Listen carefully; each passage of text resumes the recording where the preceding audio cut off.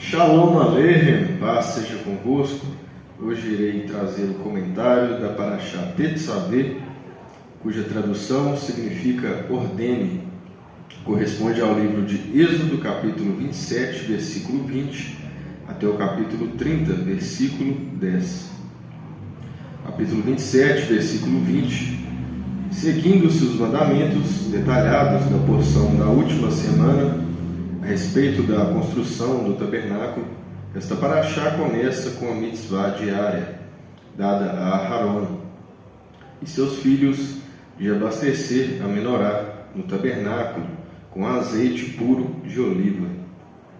Deus descreve a Moshe as vestes especiais que seriam usadas pelos sacerdotes durante o serviço, tecidas e adornadas com materiais doados pelo povo.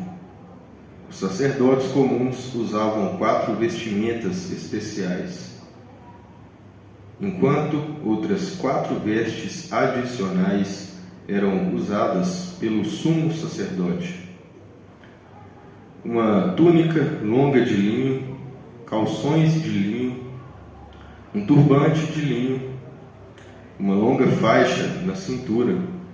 Além disso, o sumo sacerdote vestia o éfod, uma veste similar a um avental feito de lã, azul, roxa e vermelha, linho e fios de ouro.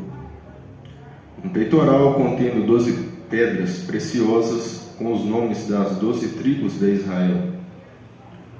Uma capa de lã azul com sinos de ouro e romãs decorativos na barra. Uma placa de ouro usada sobre a testa com a inscrição Sagrado para Deus.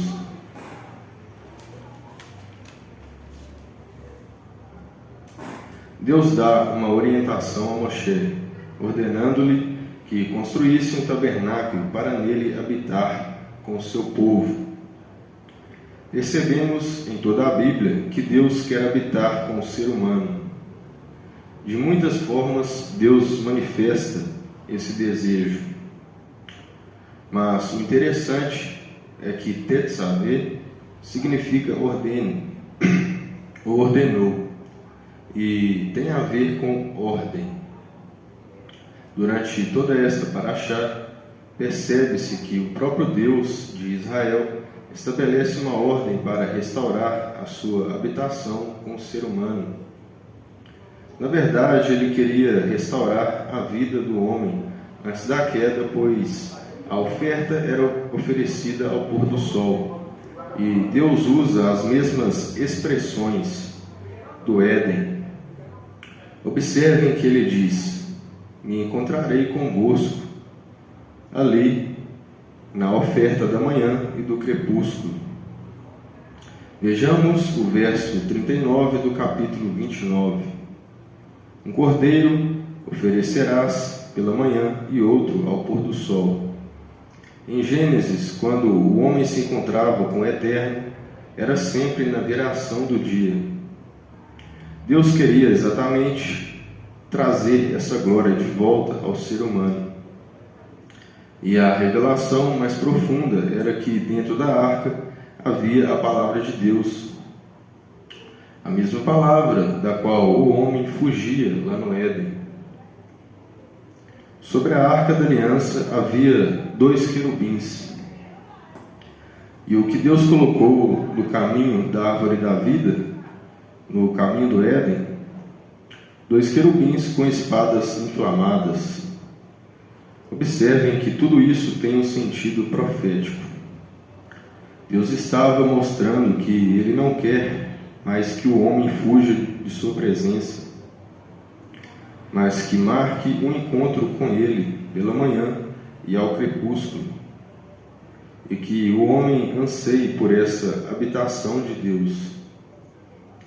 O sacrifício dos cordeiros tipificava o sacrifício de Yeshua, o Messias, como nosso Redentor, aquele que fez uma expiação definitiva.